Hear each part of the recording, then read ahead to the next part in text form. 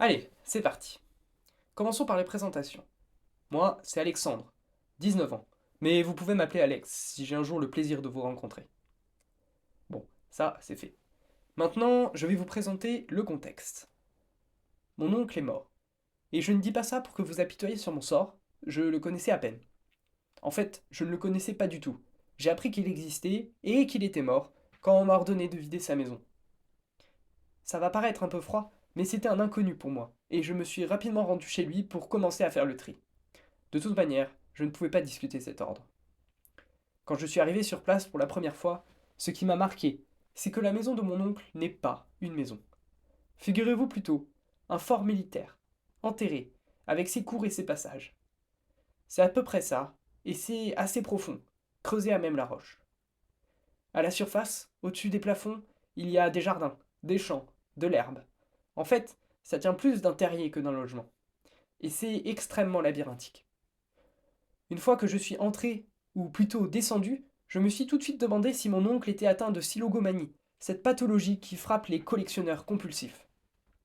En plus d'être grande, sa maison est remplie de vieux objets, en tout genre, en quantité excessive. Habits, outils, armes, matériaux de construction. Il y a trop de tout.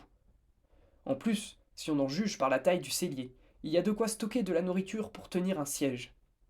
Clairement, contrairement à ce que disent les riverains, il n'a pas toujours été seul, ici. Mais ce n'est pas tout. La raison pour laquelle j'ai pris le micro aujourd'hui, c'est parce qu'il y a des livres, en quantité. Et il ne s'agit pas de bibliothèque de collection. Tous les livres ont été écrits à la main, j'imagine par mon oncle. C'est signé Askpial.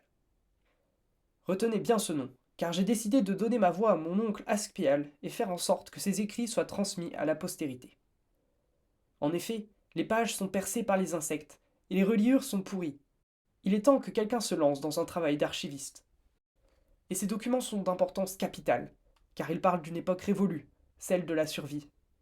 C'est leur attrait historique, joint au manque d'archives sur cette époque, qui me pousse à créer ces enregistrements. Je vais donc commencer par lire le plus vieux document que j'ai trouvé. Ça date d'avant la chute. Je commence. Nous avons été prévenus par les autres. Ils disent, le monde va encore changer, tous les architectes doivent s'y préparer, c'est le bon moment.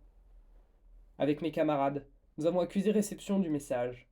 S'ils se lancent dans une course à l'armement, nous ne resterons pas en retrait. Nous allons aussi nous lancer dans cette course, abandonner derrière nous la survie débile et passive. Nous regroupons nos forces. Dans quelques heures, on va partir reconquérir la surface d'Architects Land. C'est fini pour cette page. La suivante est datée de quelques jours plus tard.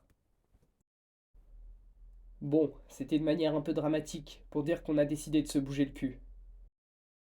Jusque-là, on se contentait de végéter dans nos caves. Depuis quelques jours, cependant, on se sent revivre. Déjà, on ne peut rien faire si on n'est pas correctement nourri. On est trop faible, trop lent. La première étape a donc été de trouver un peu de nourriture. Ça faisait longtemps qu'on n'en avait pas touché, et encore plus longtemps qu'on n'avait pas vu de vivre consistant.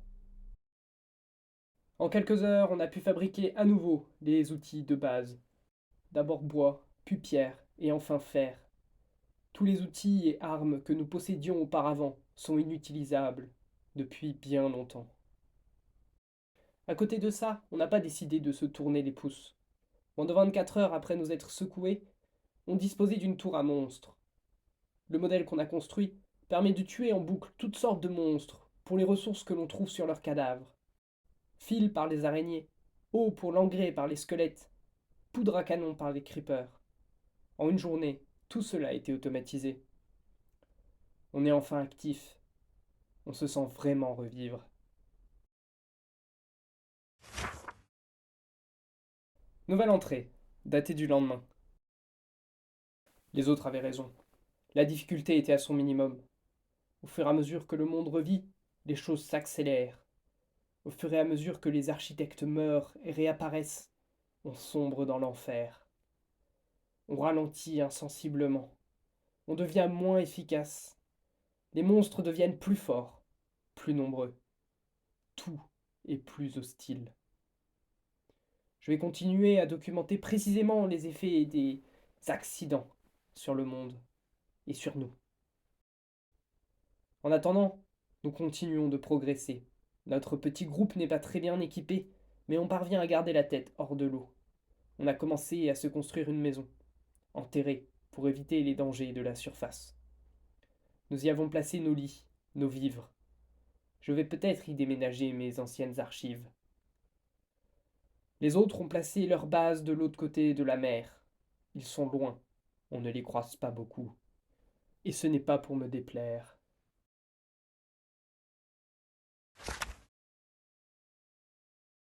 Ces derniers jours, j'ai eu l'occasion d'expérimenter plusieurs fois la mort. C'est toujours très désagréable. Sentir son corps se disloquer, son âme s'éloigner de son corps, mais toujours pas assez. Et là, on est rappelé, on se réveille, à côté de son lit. Mais bon, c'est le cycle de la vie. Et le cycle de la vie est cruel. Plus on meurt, plus on devient faible, comme si on n'était pas reconstruit complètement, comme si on s'abîmait à chaque fois. Et plus on est faible, plus on est susceptible de mourir.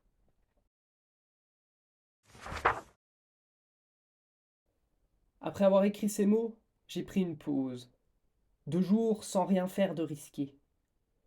Malgré les escaliers plutôt dangereux dans notre repère, je ne suis pas mort.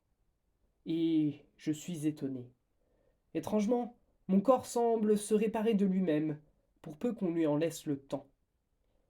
J'ai l'impression que on peut guérir naturellement de cette malédiction.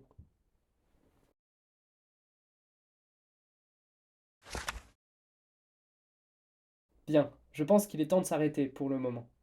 C'est la première fois que je lis un témoignage de première main concernant les méfaits de l'entité. Toutes les personnes ayant vécu à cette époque sont mortes très vite après la chute, et les nouvelles générations, moi y compris, ont bien du mal à comprendre ce qu'avaient vécu leurs parents. Il faut bien dire que le monde a beaucoup changé depuis la chute. Le témoignage de mon oncle Asclial est précieux, puisque personne ne semblait prendre la peine d'archiver ce qu'il se passait à cette époque. C'est comme si le monde avait recommencé sur une page blanche après la chute de l'entité. Quoi qu'il en soit, ce journal contient encore pas mal d'entrées. Je le continuerai la prochaine fois. J'ai aussi repéré un document un peu plus scientifique qui m'intéresse grandement. Ce sera le suivant sur ma liste. Bref, à la prochaine.